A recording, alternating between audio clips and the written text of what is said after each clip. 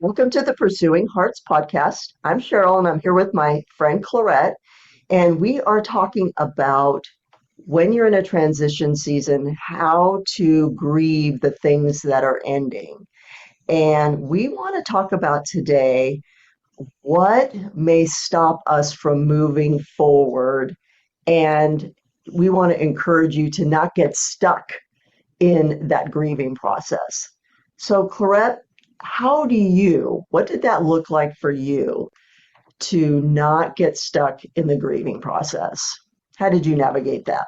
Well, I would say I'm probably navigating it. It's not a completed process for me yet. So, just to put things in perspective, um, I think, yeah, there's good days and bad days, and I think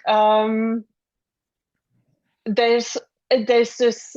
It's I don't know. Sometimes you just feel stuck, and you feel it's like it's never going to change. I think that is that part in terms of um, you just have days like that where we want to see quick change into something and say, "Oh, I've decided now." In my head, it's like we're moving on, so maybe I can things would happen and the doors just start opening or things like that, and then it doesn't look like that. Um, and that is a hard thing. It's like as life and responsibilities sort of kick in, it sort of make you want to continuously go back in a way still. And that then draws you back rather than draw you forward. Mhm. And that is a real situation. I think for me as well, some time ago, I was reading through Deuteronomy 8, and it was really beautiful in terms of um, when God talks about why he led Israel into the wilderness. And then it shifts and says, now this is what the promised land looked like. And Mm. it was very interesting as that shift happens. It's like I sort of felt God is saying, it's like, let's talk about the promised land. It's like in terms of what does it mean for me? And I was like, no, no, no, I'm not ready. It's like, I wasn't, how can I say? I think there's an element when you start to look forward, which a big part of it is probably fear driven, because you're scared of being disappointed again or things like that. That stops you from actually trying to go forward.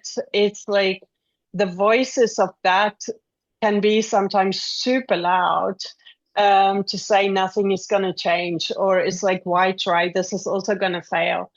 Um, and that can keep you stuck if you're willing to listen to those voices quite a lot. Um, but yeah, I think for me, what I realized in that day when it was like talking to God was like, God, I'm not sure I'm ready to discuss the promised land. Can you actually help me to get ready to discuss the Yeah. future and dream again? It's like I learned, for me, it's like now quite natural. I learned there's all these things where I don't want to go, where I'm like, God, help me to be ready to go. It's like prepare my heart or do whatever needed. If there's healing that needs to take place, let's do that. If there's like whatever that's needed, courage, a pull, whatever, help me to get there because I do want to get there. I just don't know how. So help me. So and God's faithful in terms of doing that in a way that would work for you. He won't leave you there. Yeah. How was it for you?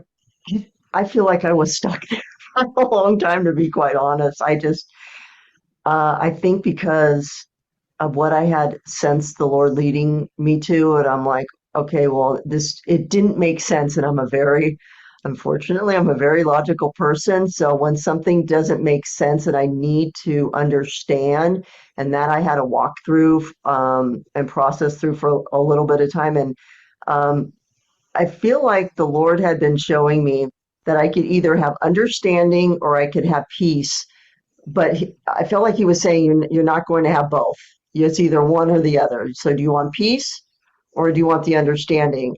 And we know of stories throughout the Bible or even our friends' testimonies that God doesn't always tell us, the reason. And for whatever reason, he has his own reasons. He doesn't tell us the reason he's asking us to lay things down, or why he's shifting us. So, yeah, I did struggle with that in the beginning. And part of it is because I think it had to do with stability for me, that we find ourselves more stable in familiar routines. And so, well, that's gone. And now, like, everything is like we upset the apple cart, and now we're trying to find like a stable ground to walk on. And that was challenging because, I'd be getting up in the morning and going, what do I do? What am I doing today? It's like I had some things that I needed to get done. But when there's more downtime, I wasn't motivated to do new things because I'm thinking, well, should I be doing this? Or is this have a point? What's the point of doing this? Um, so yeah, I hear you on, how do we look forward, and we haven't quite grieved what we're closing or what's ending. Yeah, I think it's like I one of the words you use regularly is doing, doing, doing. And Hmm. it's like, and realizing that it's like in terms of, oh, my life is focused on doing, and I don't know how to be. I don't know how to find joy in just being. Um, that is a hard one to actually face. That's probably the hardest one to grieve in a way, to say, God, I don't know how to just be. I've not let go of the doing, so help me to find contentment in just being, that we can get easier. Um, it's like that we can learn to be okay with what God is with just being with us. It's like, and that is a tricky one, to get comfortable with, and but it is possible. I think what I realized, what helped me was, um, to also look and ask, look at what was good in terms of this past season? What is it that, not just the past season, but the past that you are saying goodbye to? What did Hmm. you learn from it? What did it teach you? It's like, what was the good things about it? What to sort of just have a celebration too. There's sadness, but there was also joy, and say, oh, that was actually nice. I learned this and this and this is things that I am good at that I didn't know, or something like that, or these were really good times and good experiences, or things like that. To bring that into the grieving process as well, to not just think of what you are missing, but Hmm. also taking it as a celebration of everything that you have, firstly, in terms of the past, got to experience and enjoy, and God's blessing in that. And then taking it through this transition season, what is that you've actually learned in the process of being and character of God? And let that become that Yeah. springboard into the future. And when you consciously do that, it does help in terms of just helping you to look forward and not just looking back. Yeah, absolutely. Um, One of the things that you pointed out is, yes, the doing, doing, doing. And I was struggling with, how do I just be? Like, how do I just be in the moment? And that has definitely been a process. And I feel like I am much better today than I was even a year ago. And I felt like I was beginning to get unstuck as my heart was healing. Like, there's a healing process that needs to take place.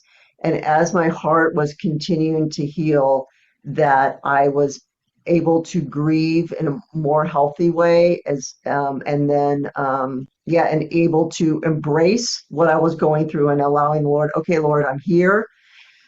whatever work you're doing in me, continue to do it. And then my relationship with him also started to grow. So yeah, there was that more of that intimacy with him as well. So Mm. it, but it almost is a like a circle. Like as my heart healed, my intimacy grew. But as my intimacy grew, then he was helping my heart heals. But you have to be willing to take that first step to be able Yeah. to go to the Lord in your pain and say, "This is really painful, and I don't like it, and please help." I think it's like that's a really good point because if there's one thing that I learned through transition season or what is possible, it doesn't necessarily happen with all, but you grow in your sensitivity towards yourself and to God. So even as you go forward, it's like and start to move forward. Um, Embracing this new direction, whether you know where it's going or not, you actually learn to be more sensitive towards yourself and say, oh, okay, oh, yeah, I am feeling kind of, it's like in this place of self-pity today, or it's like, oh, this is never going to change. But God, I know that is not what you say. So, yeah, Clarette, I'm speaking to you. So why are you so discomforted? Why are you so down? It's like, remember who God is. He will not leave you nor forsake you. And that is like you learn in terms of, it's like from just first being on the receiving side of what's happening in a way to saying, no, now I actually can start participating in it in a way to say, I have tools that I've learned in this process to keep me going. It's like, okay, I might be falling one step forward, two step back, but I am going forward and I'm using those things because it's not that God has taught me. As weapons in a way where possible, because I'm not surprised by a lot of the things that's happening in this process.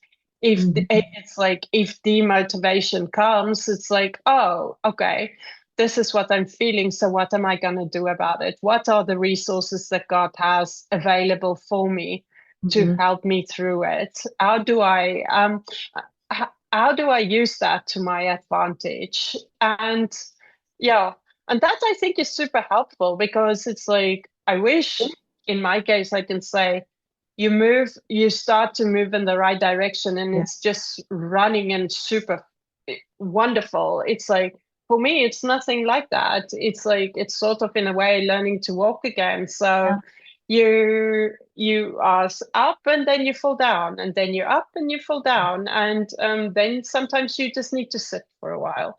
Mm. And now instead of just being dazed in that place, I'm a bit quicker to say, God, I need your help today. It's like help me in this process today and now. um, I'm not going to wait for 3 days before I invite you into that process. Yeah, help me today. And he's faithful with that. Yeah, I agree. One of the things for me is, you know, I didn't realize, as my heart was healing, um, I I started realizing more that I was moving forward. Like I didn't feel the same way, or I didn't have the same perspective as my heart was healing, like I may have had the month prior or 2 months prior. But now I'm also thinking of, okay, well, where do I want to be in the next 3 months or 6 months or a year? Even if the grieving process is still part of my life, I haven't fully grieved. I really would like to be further down the road than I am now. Like, I Mm. don't want to be stuck in the same place I am now. And one of the things that I love resources because God gives us different kinds of things to help us through whatever we're going through. And I know we've talked about John Eldridge and the Pause app. And one, as I'm going through the Experiencing Jesus devotional on that Pause app, And I love one of the things that he says is be kind to yourself. And I don't hear too many people saying that. I hear the word give yourself grace, but for some reason he decides to use the word be kind to yourself. And I'm like, yeah, I really like, what does kindness look like? Being kind to myself, I think I could look have a better perspective of what it looks like to be kind to someone else. But what does that look like to Mm. internally be kind to myself? And because I have been listening to that app, the other day I was kind of having a down day, and I was like, I needed to hear that. Be kind to yourself. And I said, Lord, I am going to be kind to myself. I am not rushing through everything. I know my list has gone long. And I even said, I'm going to do what I could do. And if it doesn't all get done, that's okay too. Mm. I think it's like as many things that you said in there that's really good, but maybe something to just highlight for me. When you finish with grieving, it doesn't mean there's no sadness anymore. It's Mhm. like sadness can stay, and that is okay because sadness is also an indication that sometimes you really valued that which you had. Yeah. And that I think is a important distinction between um, grieving in a way. It's like, am I saying goodbye? Or for me, my definition would be, am I still saying goodbye?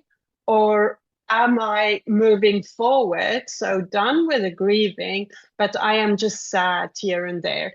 And I think that is a bit of a differentiation and realizing that difference to say, yeah, I think I'm moving forward. It's like how can I say, I'm not saying goodbye per se anymore. Maybe as things come up that I didn't know before, I would say that, but I have actually said goodbye and moved on. It's like I've gone forward. But knowing there's some things that was actually having memories and it's like good things, that is not a bad thing to actually have. Yeah. Yeah. That is actually a really important thing to uh, keep hold of is the memory of the thing that's closing. I had tended to look at it as a negative, like it was a waste of time. What was the purpose of that? But then I had to go back and say, well, what good things did come out of it? And it could have been relationships, new people that I had met. Maybe it was something I learned, new, apps or, other cool things experiences I even had. So I was like, okay, it wasn't, and like God has been saying to me, nothing's wasted. So there was some good that came out of that. And now, even though the thing is closing or the thing has closed, um, the the different aspects or parts of that, the experiences, to find joy in the fact that Yeah. something good came out of that. Yeah. And also just thinking back to something that you said a few minutes ago, what I realized as well, you mentioned it's like, where will I be in 3 months' time? Or it's like, will I be further down the process? I realized for me, part of it is now being sensitive to realizing as well. Um, Now I'm more clear on some things that I don't want for the future Mhm. because it's been long enough that some of your perspectives have shifted and say, um, I really I want to go into the better future rather than just um, I'm not choosing captivity. And there are cases in the past where Israel, for example, have chosen captivity as a way. And it's like, I am not choosing that. I am choosing to move forward. And then when we see, it's like, I am willing to make other not compromises, different decisions Mhm.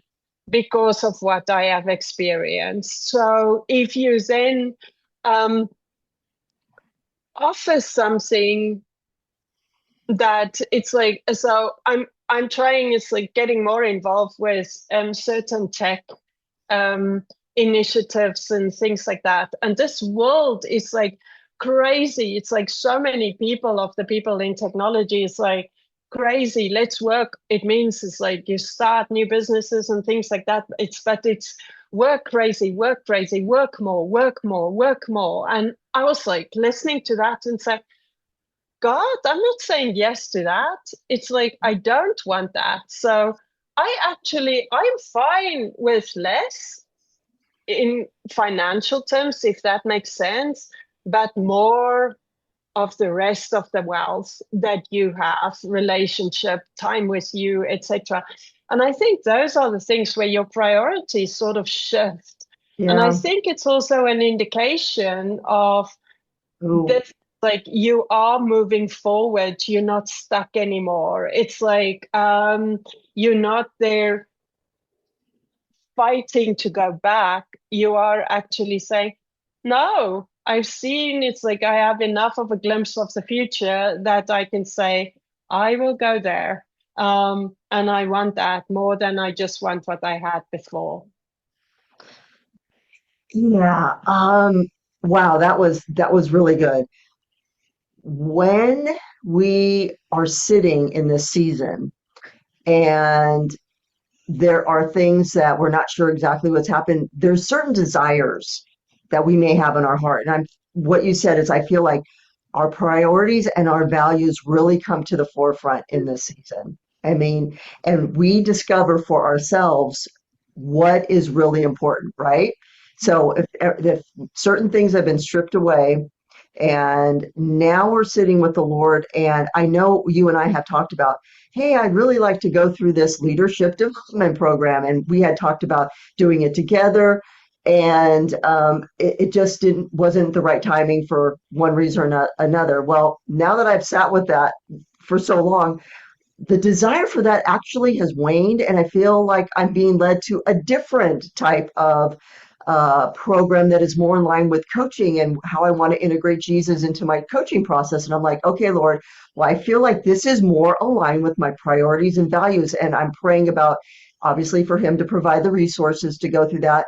But I'm still sitting there just to be sure, is that really where you want me to go? Like I kind of sense in my heart it is, but if I sit there long with them instead of making that snap decision, like it sounds really good, I think it's the right thing, and I will know for sure by the time that door opens, if it opens, that that's the door I Yeah. need to walk through. So yeah, that is an absolutely great point. I love that. But it is really in terms of you're surprised in this process how much you would do to just sort of avoid pain in a way. Mhm. And you would jump at anything as like, and that's it's like I mentioned before in a previous episode, I think in terms of the grace of God to sometimes hold you back, to say, we've made some progress, I'm not just going to let you go. It's like, I know you're tempted to just go back, but no. Um, to that place, when you stay at that place where God is just preventing things in a way to keep you safe, Mhm. to you becoming a bit more, oh, this is dangerous. I am being tempted. God, I need you to help me here because it's like, oh, the outcome is like, it's temporary, it's short term relief, but I'm not Mhm. really sure that's the right thing. So help me. And you realize in that process, it's like, oh, I've grown a bit in dependence on God. I've grown a bit in terms of maturity myself, in terms of how do I do life with God? How do I realize it's like, oh, what really are the things of the kingdom that I can be? Where is my focus on? Is it just on everyday pleasure? Yes, you do need to live in all of those things. Um, do I want to take God just at his word, or am I going to say, I know better? Mhm. Um, and making that work day by day and celebrating those small bits of progress to say, we're going in the right direction. Might be a bit slower, but it's going forward. It's like, and it's good. That I think at least help in terms of making sure we're not stuck in that moment. Yeah.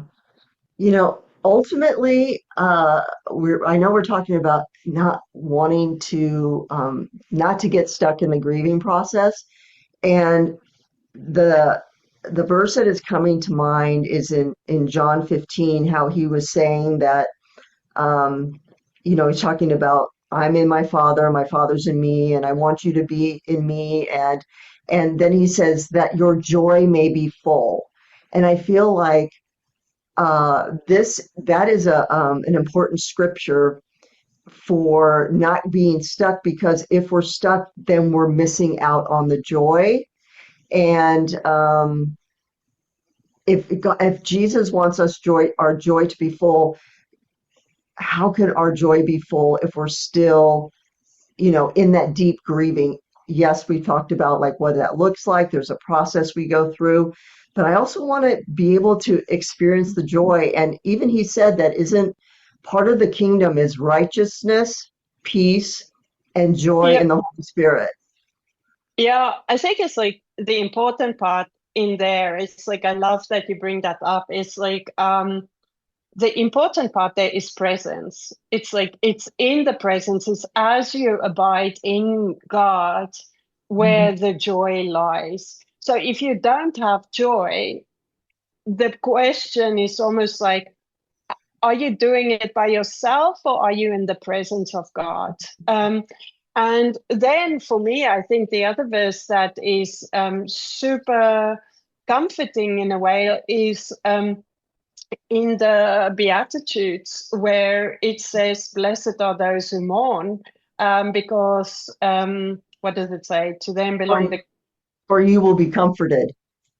exactly, and it's like, and when I realized this is a brilliant opportunity to experience comfort. So, in terms of looking for presence, not a deliverance from circumstances, but actually saying it's like, blessed are those who are mourn. It's like, oh, God, you have a blessing for me here. So, how do I actually stay with you that I can experience that blessing? Yeah, that then the joy comes because the joy is all of it is in his presence. It's that's where peace is, that is where everything is. And I think, and that's where you start hearing God's heart for you and for the future, and where you can just actually learn to be okay to just be again with God. And that is what I love about this part where it's like, okay, I may want to move on, but I am going to stay here with you in this place, God.